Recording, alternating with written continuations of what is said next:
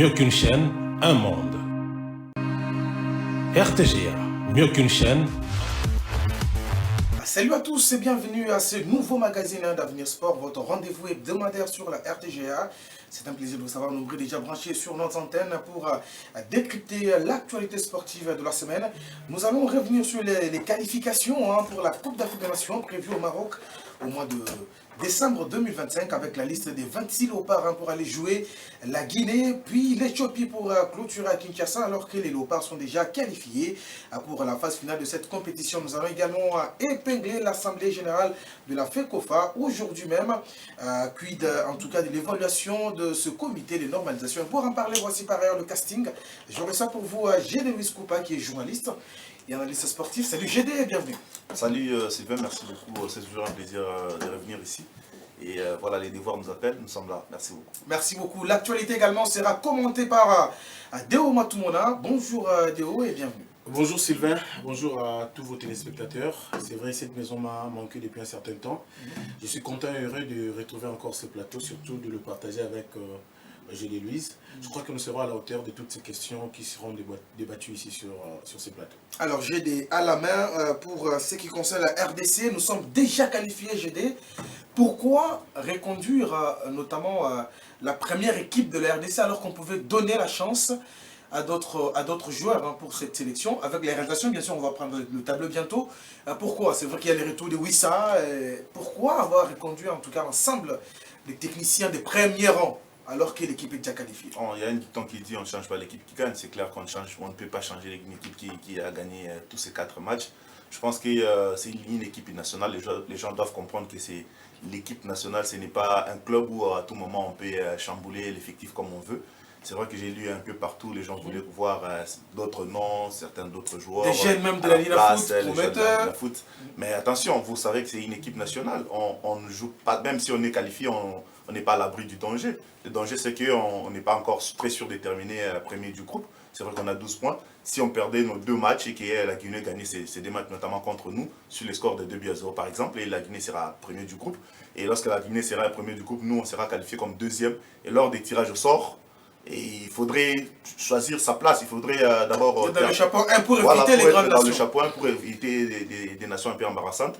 Je crois que ça compte aussi. Si vous perdez, on perd les 2 matchs contre la Guinée et l'Éthiopie, ça compte aussi au classement FIFA. Ce sont les points qu'on est en train d'engager. Il faudrait bien négocier ces matchs pour engager un maximum de points possibles. Et voilà, bien se positionner au classement FIFA. Le classement FIFA permet à ce que lorsque nous avons des tirages au sort comme les éliminatoires de la Coupe du Monde ou bien les tirages au sort pour la phase finale de la CAN, ça vous met dans de bonnes positions pour être par exemple au chapeau 1.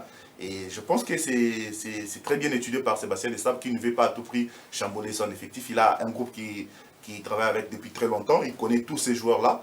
Moi, je peux dire que voilà, bravo à Sébastien Desabre parce qu'il n'y a pas de surprise, certes. C'est vrai qu'on a 26 joueurs, mais depuis la dernière Coupe d'Afrique des Nations, vous sentez qu'il y a quand même... Sébastien Desabre a constitué un groupe, il y a 25 à peu près de joueurs qui sont tous capables de jouer comme titulaires. Donc même si lors des 2 prochaines journées, il n'arrive pas à faire jouer son équipe type, on sait quand même que même les joueurs qui sont censés être entre guillemets des remplaçants seront toujours à la hauteur. Moi je pense que c'est bien fait, c'est bien réfléchi. On va voir peut-être des jeunes qui n'ont pas assez joué comme Nathanaël Mboukou par exemple, Ngalaël Moukaou, Noah Sadiki, voilà, d'autres joueurs comme Peter Kioso qui n'ont pas encore joué avec la sélection. Peut-être qu'il pourra un peu changer un peu l'effectif, mais la sélection, moi je pense qu'elle est bien réfléchie. Alors, dites-nous, est-ce que c'est un retrait anonyme pour Cédric Bakambu qui n'est pas toujours convoqué par les sélectionneurs alors qu'il joue maintenant? Est-ce qu'on peut parler d'un retrait anonyme alors que ce n'est pas trop clair la situation de Cédric Bakambu? Je ne parlais pas des retraits anonymes. Je crois que Sébastien Desabre compte toujours sur Bakambu. C'est vrai que Bakambu a eu des blessures 2 fois. Il a rechuté. C'était des graves blessures. Il a pris beaucoup de temps pour revenir. Et même en club, il ne joue pas toutes les minutes. Il a tendance à jouer soit 45 minutes, quelques minutes. D'ailleurs, hier, il a marqué en coupe. Il était buteur, évidemment. Buteur, il a joué 72 minutes. C'est quand même suffisant. Je pense que comme il avait rechuté 2 fois, d'ailleurs 3 fois d'ailleurs. La dernière fois, c'était contre Copenhague. Il a été touché légèrement, mais rapidement, il a été récupéré. Je crois que Cédric Bakambu doit encore jouer en club, encore et encore et encore.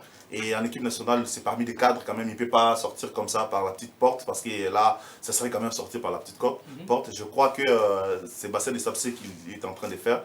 Et peut-être il a besoin d'un Cédric Bakambu à 100% pour montrer de quoi il sera capable. Et à la CAN, je suis sûr qu'il sera convoqué. Bien sûr qu'il y a de la concurrence de Samuel Essende, Fiston Maele et Simon Banza, mais Cédric Bakambu fait partie quand même parmi les cadres. Et ça ferait toujours plaisir de le voir dans l'effectif parce que non seulement sur le terrain il apporte beaucoup, mais dans le vestiaire il peut aussi apporter beaucoup compte tenu de son expérience. Alors Déo, est-ce que les sélectionneurs est-il déterminés à faire un parcours sans faille après déjà la qualification, mais quand ils convoquent, c'est toujours les premières figures de la RDC pour aller jouer la Guinée et l'Éthiopie. Est-ce qu'il est déterminé de faire peut-être un 6 sur 6 qui sera peut-être historique? Faire un 6 sur 6, ça ne sera pas très mauvais, Sylvain, mais je pense modestement que le plus important pour l'entraîneur, ce sera peut-être de retravailler encore le contenu de notre sélection nationale, parce qu'il vous souviendra que sur les 4 rencontres qu'on a déjà faites tout au long de ces éliminatoires, on a été moins bon dans le contenu, à mon avis, face à la Tanzanie par exemple, et face à la Guinée, où certes on a rapporté ces 2 rencontres ici, mais vous sentez que dans le contenu, on a une équipe très réaliste, ça c'est ce qui est bien, mais on a une équipe moins spectaculaire. On a une équipe qui par moment, on sent que le trait d'union entre la défense et l'attaque, ça patauge un peu. Mais je pense que Sébastien Desabre a maintenant à sa disposition une équipe qui peut lui aider de travailler les contenus réels de cette formation. Parce que quand vous avez des jeunes comme Noah Sadiki, Nathalie beaucoup et tant d'autres, il faudra maintenant, ça relève aussi de l'entraîneur, de le faire progresser, de faciliter l'intégration. C'est vrai que Nathanaël a fait une belle entrée face à la Tanzanie, il a apporté ce qu'il pouvait, il a donné... Passeur décisif. Passeur décisif, il a donné du fil à retordre à la défense tanzanienne, ça c'est vraiment ce qui est bien. Mais je me dis, un seul match ne suffit pas pour déterminer l'intégration d'un joueur au sein de la sélection. Il faut maintenant que ça se pérennise, il faut maintenant que ces jeunes soient des jeunes qui seront mis en confiance, parce qu'en Afrique, c'est par là que je vais citer Sylvain, ce n'est qu'en Afrique où on trouve que responsabiliser des jeunes, ça devient de plus en plus un tabou. On va vous dire que voilà, c'est encore un gamin, mais dans d'autres sélections que nous regardons, par exemple en Espagne, ce sont des jeunes qui assurent la sélection. Donc moi je pense que l'entraîneur doit vraiment faire un grand travail de fond, parce qu'en face de nous, nous avons quand même des nations qui nourrissent encore des ambitions de se qualifier. Ils vont venir avec une ferme attention de le remporter. Par exemple la Guinée qui doit faire un parcours à présent sa faute, remporter toutes les rencontres à sa disposition. Et je pense qu'on a des challengers quand même très forts. Il nous revient maintenant de faire valoir aussi nos arguments. Au-delà des 6 sur 6, c'est bien, mais quand le contenu est aussi attrayant, ça va permettre qu'on ait finalement une équipe très très forte. Parce que nous sommes en train de passer, Sylvain, je vais dire un moment très important, peut-être que d'aucuns l'oublient, où il y a une jeunesse qui doit être préparée, et cette jeunesse va venir renforcer l'expérience, voyez-vous, parce que les Chancel, le Bakambu et les autres sont déjà à la porte. Peut-être qu'ils vont disputer leur toute dernière CAN, mais aux jeunes Nathanaël, Noah Sadiki et les autres, c'est à eux maintenant d'assurer la sélection dans un avenir proche. Donc il revient à l'entraîneur de travailler, ça j'insiste en tout cas, de travailler les contenus pour qu'on ait finalement, parce que pour moi j'ai estimé que le match par exemple qu'on a fait contre le Togo en éliminatoire de la Coupe du Monde, les matchs qu'on a fait face à la Guinée ici, les matchs qu'on a fait face à la Tanzanie, c'était des matchs similaires où dans les contenus il n'y avait pas trop des choses, des étincelles à l'air, mais nous sommes arrivés quand même à les remporter, ce qui prouve que nous sommes une équipe réaliste, ça c'est sûr. On ne prend pas trop de buts, quand on ne prend pas de buts on ne perd pas, et que cette équipe doit maintenant travailler les contenus en interne. On ne va pas parler d'un coup de grâce sur ces contenus, on va en parler d'ailleurs tout à l'heure. Regardez la liste avec la réalisation. Il y a Berthaud qui est là titulaire avec la RDC depuis 2 matchs maintenant. Fayoulou, il est là. Lionel Bassi, qui était parmi les 11 d'Afrique cette semaine, on le rappelle, après son but inscrit. Comme défenseur, on n'a pas trop changé. Il y a Kaloulou, Bemba, Maswaku, Inongabaka. Kyoso, c'est une première convocation. Il y a Batsubisika qui est là et qui est toujours là. Kaimbe, Bouchiri, Jordan Kaimbe pour ne pas parler d'Edo. Piqué comme milieu de terrain. Il y a Silas qui est là. Mukaou, sans oublier comme... attention, je parlais tout à l'heure de Kaimbe. Mboukou, on l'a cité. Sadiki, Moutoussami. Comme attaquant Wissa, SND, il y a Mayele ainsi que Banza. Alors, nous jouons déjà le 16 novembre prochain et le 19. Mais une question que j'ai pour vous, GD, est-ce qu'on peut dire que maintenant Lionel Bassi peut retrouver sa cage après une belle prestation et surtout qu'on est déjà qualifié parce que là, Berthaud semble bien décidé à rester longtemps dans la cage des Léopards. Si on parle de Bassi, qu'en est-il de Fayoulou qui n'a jamais été titularisé dans un match officiel? Je pense qu'on a 2 matchs. C'est à l'entraîneur de juger. Berthaud a déjà fait ses preuves, il a montré de quoi il est capable. Ça fait 5 matchs consécutifs qu'il n'a pas encaissé un seul but avec l'équipe nationale. Et donc il a vraiment la confiance des Sables, il a la confiance des Congolais en ce moment. Il n'a plus rien à prouver. Je pense que si l'entraîneur devrait faire quelque chose dans le Perche, c'est peut-être donner du temps de jeu à Fayoulou, Timothy Fayoulou, les Suisseaux-Congolais. Et donc je crois que ça serait bien quand même de voir de quoi quand même il est aussi capable, parce que c'est un gardien titulaire de Sion en Suisse. Je crois que Lionel Bassi a déjà montré beaucoup de choses, c'est vrai. C'est vrai que la confiance, il remet de petit à petit, depuis qu'il a été blessé après la CAN, petit à petit il revient en forme. La semaine dernière, il a marqué un but. Donc je crois que dans les 2 matchs, si j'étais à la place des Sabres, je vais donner du temps de jeu à Fayoulou et à Bassi. Comme ça, chacun des joueurs a un match, laisser Berthaud se reposer. Et donc voilà, il y a quand même des joueurs comme aussi Peter Kyoso. C'est vrai que ce n'est pas sa première sélection. Il a été lors de la double confrontation contre mais il n'a pas joué, évidemment. Il n'a pas joué. Donc c'est vrai que c'est aussi l'occasion pour nous de le voir. Il y a également Rocky Bouchiri, qui est là depuis plus d'1 an, mais qui n'a jamais joué un match officiel avec l'équipe nationale de RDC. Donc ce sera peut-être une occasion pour lui également de jouer au milieu de terrain. Des joueurs qui jouent fréquemment, Mukaou de Lille, qui a été blessé également lors de la double confrontation. Non, c'était contre la Guinée et l'Éthiopie, lors des 2 premières journées. Mukaou était là, mais finalement il avait retrouvé son club parce qu'il était blessé. Je crois que ce sera sa première sélection s'il jouait. Après, il y a des joueurs qui jouent déjà régulièrement beaucoup. Kaimbe Bitter également. Kaimbe également, Edo. Donc, tous ces joueurs, cette semaine, la semaine dernière surtout, ont fait de grandes choses. Ils ont marqué, Silas a marqué dans son club. William Balekoucha venait de marquer il y a 2 jours. Gal Kakuta, malheureusement, parmi les cadres, mais qui ne joue pratiquement plus depuis un moment.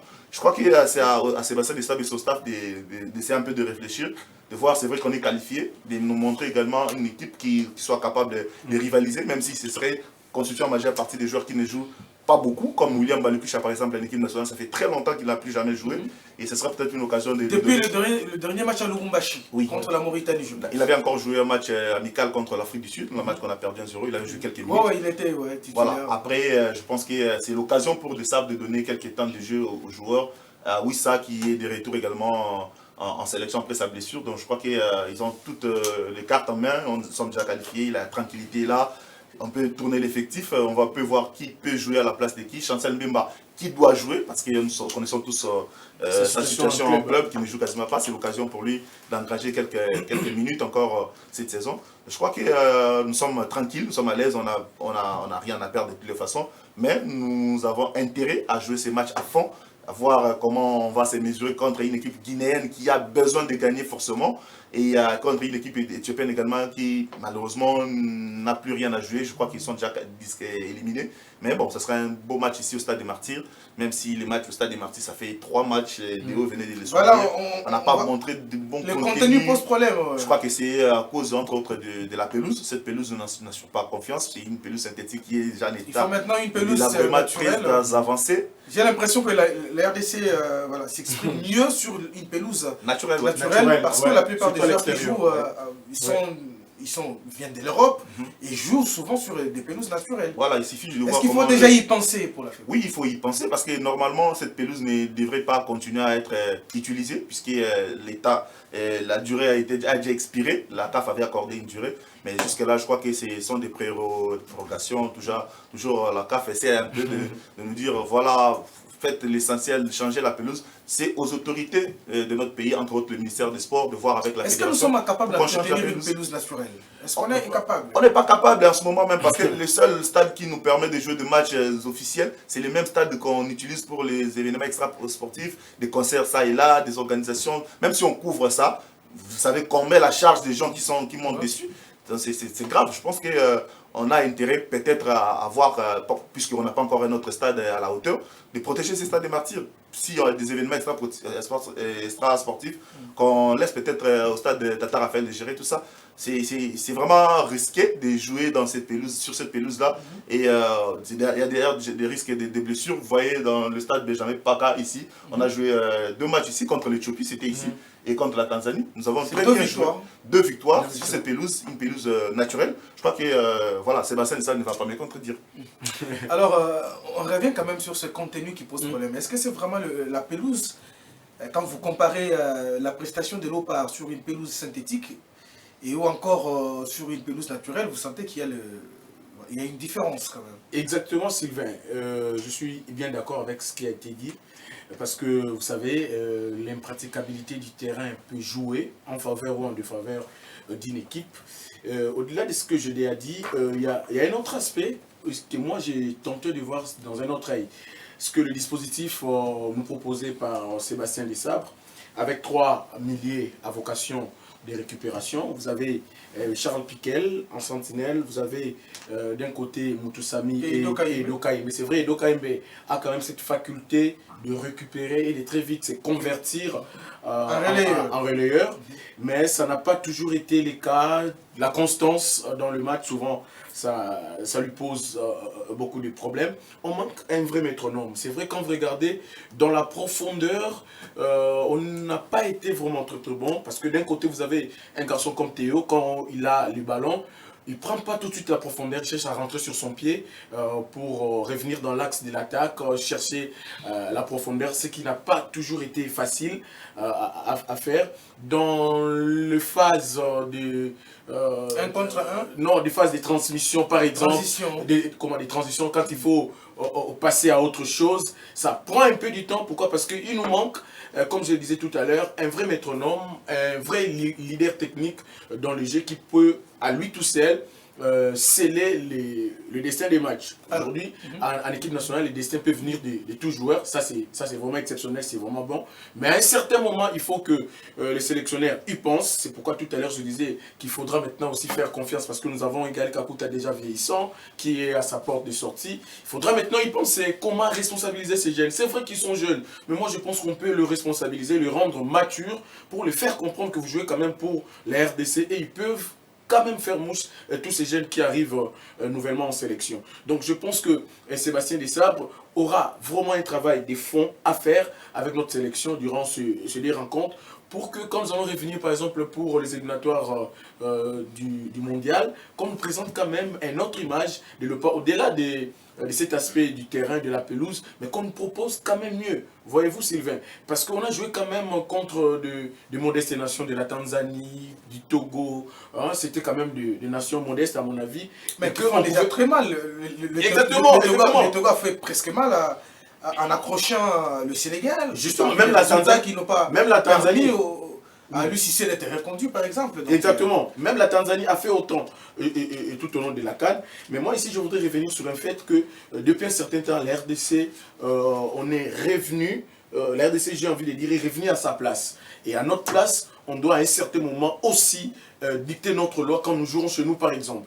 Voyez-vous, c'est aussi ça les statuts de grandes nations de football. Donc j'ai la ferme assurance, la ferme intention que la RDC va montrer en tout cas des très très belles choses, surtout dans un avenir proche, si jamais l'entraîneur va suivre ce que nous sommes en train de dire moi et GD, c'est-à-dire responsabiliser ces jeunes, ça va permettre à ce que nous ayons une équipe nationale solide, à même de rivaliser avec tous. Parce que, regardez par exemple Sylvain, si jamais l'entraîneur arrivait à responsabiliser ces jeunes, par exemple contre la Guinée, ces jeunes vont devoir jouer pour eux, mais aussi pour toute une nation, pour nous prouver qu'ils sont quand même capables, au cas où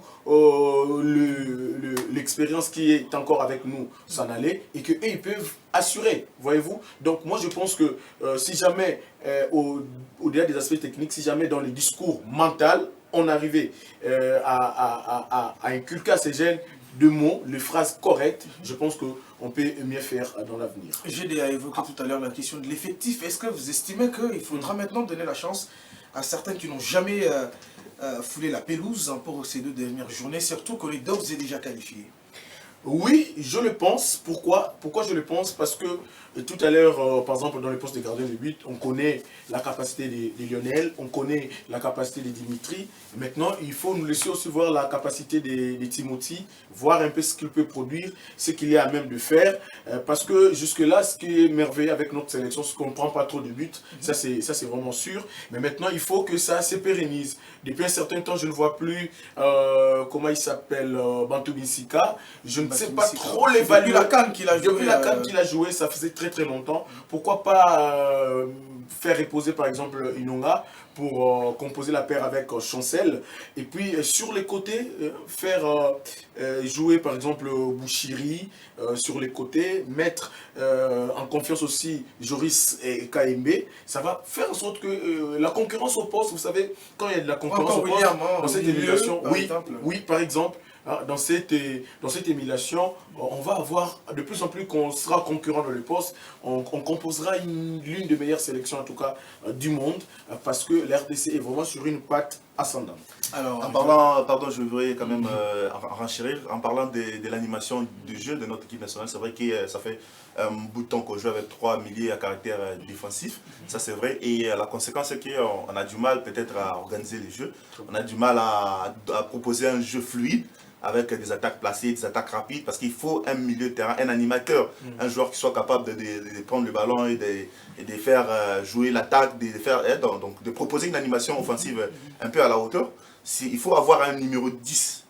Malheureusement, avec Kakuta, il ne joue pas beaucoup en sélection et lorsqu'il joue, il a tendance à jouer quelques minutes et puis il n'est plus le Kakuta qu'on connaissait il y a quelques temps. Il a déjà 33 ans, c'est beaucoup. William Balekoucha, c'est vrai qu'il a cette capacité à faire jouer ses jeux, mais il est un peu immature, hein, je peux dire, dans son jeu. Il faudrait qu'il apprenne encore et encore. Je pense qu'on a un profil à aller chercher. Il y a un joueur congolais, d'origine congolaise, Anthony Milambo. En ce moment, c'est le numéro 10. Anthony Milambo, je l'ai vu aussi. Il est très bon. Il joue à Feyenoord Rotterdam. Il a fait la Champions League et il était buteur. Il est buteur en 3 matchs de Ligue des Champions. Il a marqué 3 buts. Donc, c'est un joueur congolais, d'origine congolaise. C'est vrai qu'il joue pour l'instant avec les U21 de l'équipe des Pays-Bas. Mais récemment, il a fait une interview. Il n'a pas fermé des portes à la RDC. Donc, un joueur de 19 ans, des joueurs comme ça. Et selon les informations locales, les journalistes exercent une pression au sélectionneur hollandais. C'est normal, c'est clair. Le prendre parce qu'il pourrait filer bien vers la RDC. Ouais, c'est un talent, c'est un talent, c'est un joueur qui a beaucoup d'avenir. Je crois que les Pays-Bas ne va pas se passer de ces joueurs-là. Ils vont mettre la pression aux joueurs pour qu'ils choisissent les Pays-Bas, le pays des naissances. Je crois que la RDC a aussi intérêt à mettre la pression parce que les joueurs, c'est ça aussi congolais, ils postent des résultats de la RDC sur son Instagram, ça veut dire qu'ils suivent les pays à fond, au staff technique de la RDC, à la fédération, d'aller d'approcher ces joueurs, de lui montrer les projets qu'il y a en RDC. Si vous avez des joueurs comme ça qui viennent déjà de l'équipe nationale, avec des jeunes comme Sadiki, comme Mukau, comme Mbuku, comme Balekoucha, avec des joueurs 20, 21 ans, 22 ans, vous êtes assuré que voilà, dans les années à venir, vous avez des joueurs. Nous avons des joueurs qui sont dans la trentaine, déjà Chancel Mbemba, Arthur Maswaku, Joris KMB. Et il y a également Cédric Bakambu qui est dans la trentaine, il y a Gaël Kakuta. Beaucoup de joueurs, hein, ils sont déjà dans la trentaine. Il faut préparer la relève. La CAN arrive à grands pas, mais après la CAN, il faudrait préparer encore et encore les échéances comme les élémentaires de la Coupe du Monde. Je crois que nous avons intérêt vraiment à aller chercher tous ces binationaux ainsi un peu partout. Et malheureusement pour Steve Kapwadi, un défenseur congolais qui joue à Legia Varsovie en Pologne, qui pensait être sélectionné. Malheureusement, il a posté sur Instagram après avoir vu la liste qu'il a été déçu. Oui. Certainement, donc je crois qu'il a été peut-être pas sélectionné. Et voilà, il a juste à attendre et son temps viendra. Et surtout que dans un passé proche, le passé nous renseigne que assurer la transition entre une expérience qui trouve déjà la porte et une jeunesse qui arrive, vous risquez de passer quelques moments de flottement si le relais n'est pas très bien assuré. Je crois que l'entraîneur est en train d'y penser, en tout cas, pour assurer cette relève en équipe nationale. La RDC va s'envoler pour la Côte d'Ivoire le 16 novembre prochain, en vue d'être reçu par la Guinée 3 jours plus tard, ça le 19, au stade des Martyrs face à l'Éthiopie. On évoque cette assemblée générale de la Fédération congolaise de football association en présence de Véron Mosengo, secrétaire général de la CAF. Ils vont évaluer en tout cas le Conor, l'assemblée. On réfléchit sur ce plateau.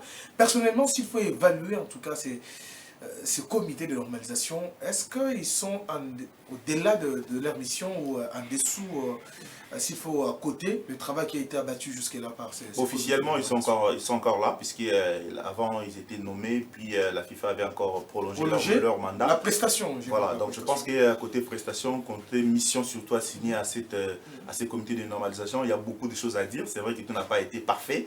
Il y a beaucoup de choses vraiment à épingler, comme l'organisation du championnat national, beaucoup de choses, en tout cas, qui n'ont pas été à la hauteur.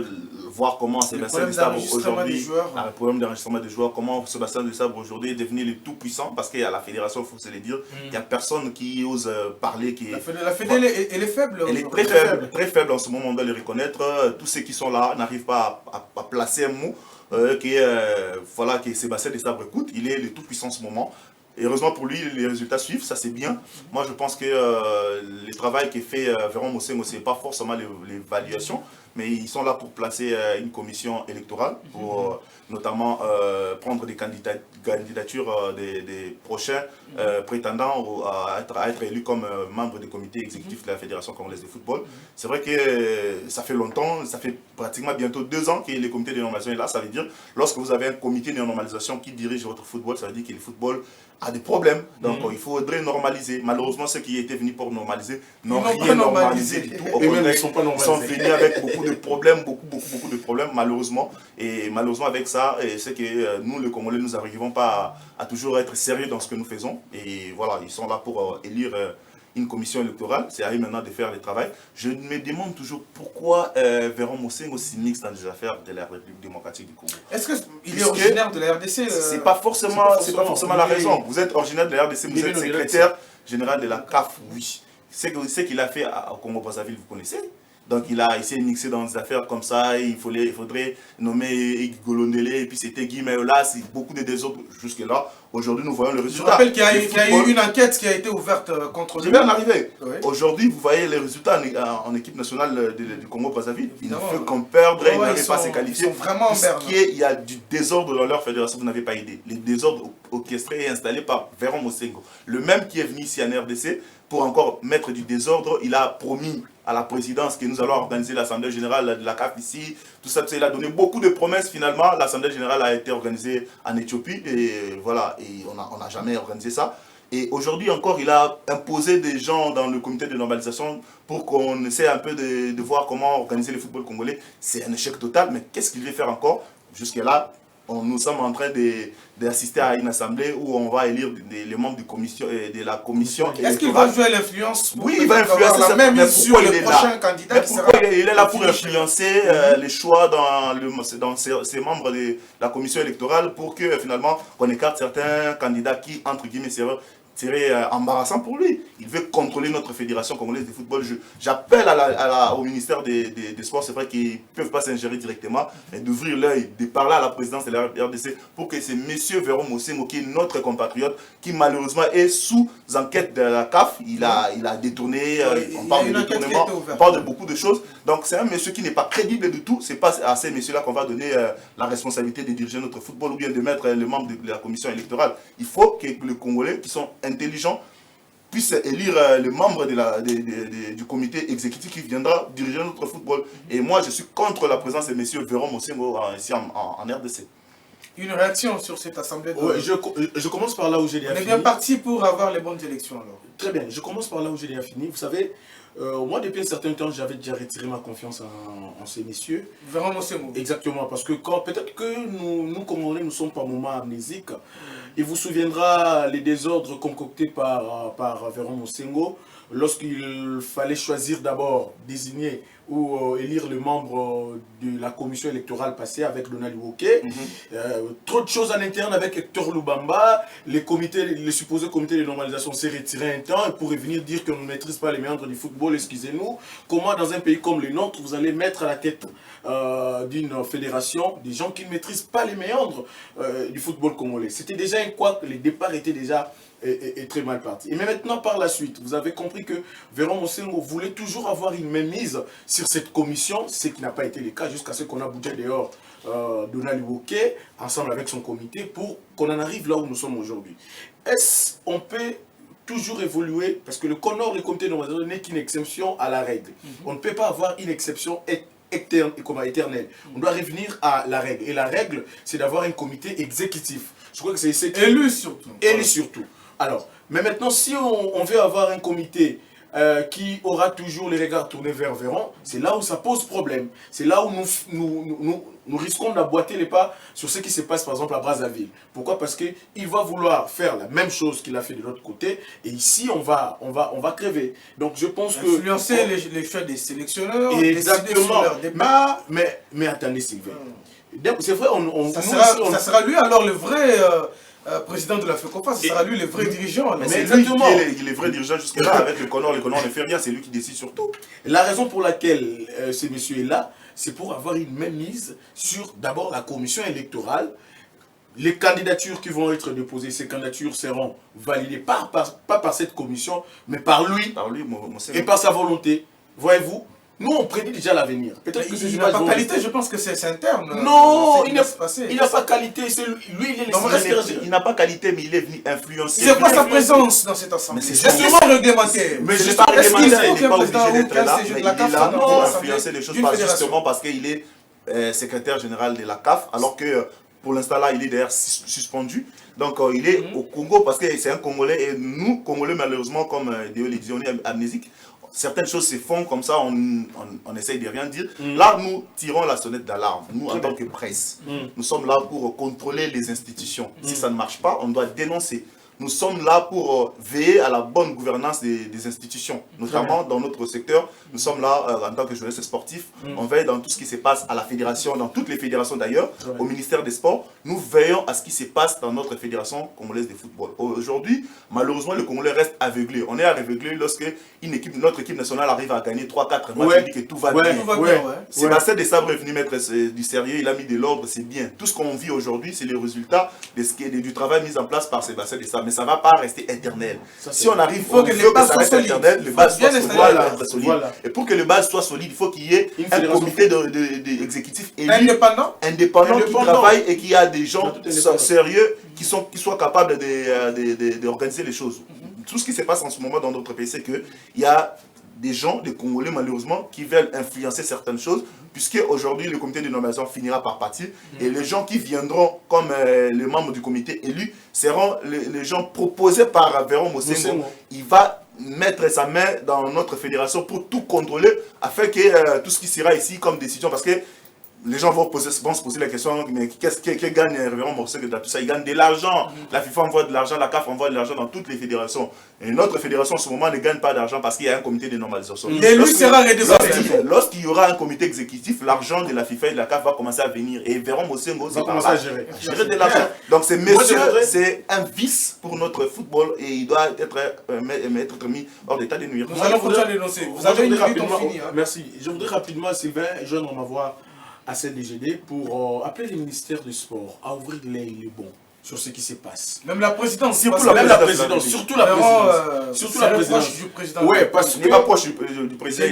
Il a menti au président qu'on devrait organiser une assemblée générale ici de la CAF. Finalement, ça n'a pas abouti. Donc il cherche à ce qu'il soit reçu par le président pour présenter ses excuses, alors que c'est un menteur, tout fait. Je crois vous avoir dit que le 30 secondes, s'il vous plaît. Le début était déjà biaisé, et quand le premier sont fausses, quand c'est rendu de la conclusion. Donc ici, j'étais en train de joindre ma voix à celle du GD pour appeler le ministère du Sport d'ouvrir le bon quand même sur ce qui se passe à la présidence de la République. On ne peut pas continuer à vivre des scénarios pareils. Qu'est-ce que ce comité était venu normaliser exactement? Parce que le problème continue dans notre fédération. Sébastien, bon, je ne veux pas me répéter, c'est parce que j'ai déjà tout dit, mais nous faisons quand même cet appel en tant que presse sportive d'appeler aux autorités du pays d'ouvrir l'œil du bon pour que les choses se passent correctement. Nous ayons quand même un comité finalement équilibré, un comité libre dans leurs pensées pour ne pas être toujours élevable à Véron Ossem. Merci. Avant de terminer, je rappelle que l'un des présentateurs de cette émission va fêter son anniversaire. Ce sera ce samedi 2 novembre. Il s'agit bien de Patient Bangou, à qui nous souhaitons un joyeux anniversaire anticipatif, en tout cas pour ce 2 novembre. Il est là, que vous retrouvez d'ailleurs chaque vendredi sur les antennes de la radio et télévision du groupe L'Avenir. Il n'est pas le seul, il y a également un frère qui va fêter son anniversaire également ce 2 novembre. Il s'agit bien de Franklin. Il est là, donc Franklin qui fête son anniversaire également demain pour ce 2 novembre. On vous souhaite en tout cas joyeux anniversaire. Il y a également José Toumba, malheureusement j'avais oublié de vous le dire, qui a fêté son anniversaire hier, le manager de l'équipe nationale Chan. José Toumba, le manager. Oui, il a fêté son anniversaire hier. Ok, merci beaucoup. Merci beaucoup à Gilles de Luiscopa d'avoir répondu à notre invitation. Merci à vous. Merci beaucoup à Deo Matumuna. Merci à vous tous de nous avoir fait confiance, comme d'habitude. Merci à toute l'équipe de la réalisation, chapeautée par Yannick Bilamo. On se fixe rendez-vous dans les 7 prochains jours pour un nouveau numéro. Entre-temps, ne nous quittez pas. Le retour de nos programmes, c'est dans un court instant. Salut, bonne journée. RTGA, mieux qu'une chaîne, un monde. RTGA, mieux qu'une chaîne, un monde.